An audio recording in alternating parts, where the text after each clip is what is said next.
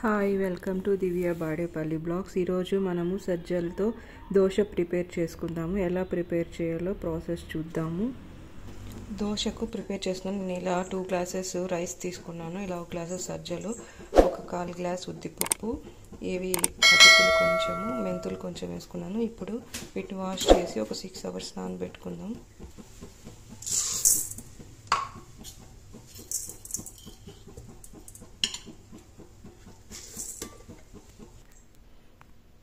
నేను ఇలా 3 times wash చేసి ఒక 6 అవర్స్ నానబెట్టుకుంటున్నాను.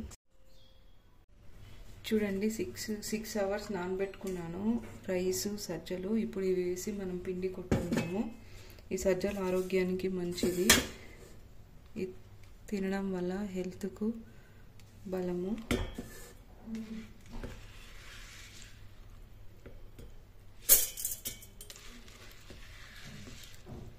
ఇప్పుడు నానబెట్టుకున్నాం కదా రైసు, ఉద్దిపప్పు, ఇవి కూడా వేసి గ్రైండ్ చేసుకుందాం నున్నగా.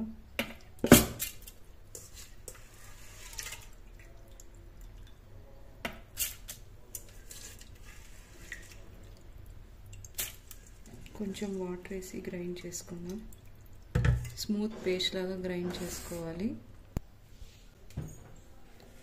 చూడండి, ఇలా గ్రైండ్ చేసుకున్నాము. ఇదంతా ఇట్లా ఒక బాక్స్లో వేసి నైట్ అంతా పెట్టాలి పులవడానికి.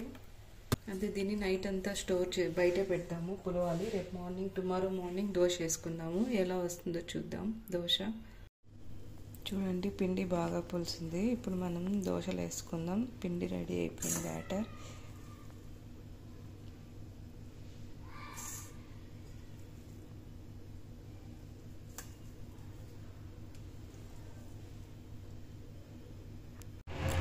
చూడండి, ఇందులో కొంచెం ఉప్పు, కొంచెం దోశల సోడా, కొన్ని వాటర్ వేసి మిక్స్ చేసుకుందాం.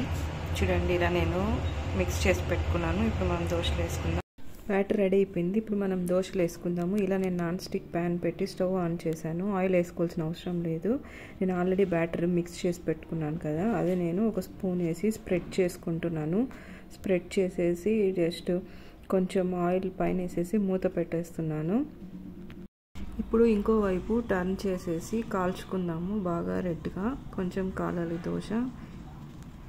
ఇలానే మళ్ళీ ఇంకొక దోశ వేసుకుందాము. సేమ్ అలానే పిండి వేసేసి స్ప్రెడ్ చేసేసి కొంచెం ఆయిల్ వేసేసి మూత పెట్టేసి బోత్ సైడ్స్ కాల్చుకుందాము.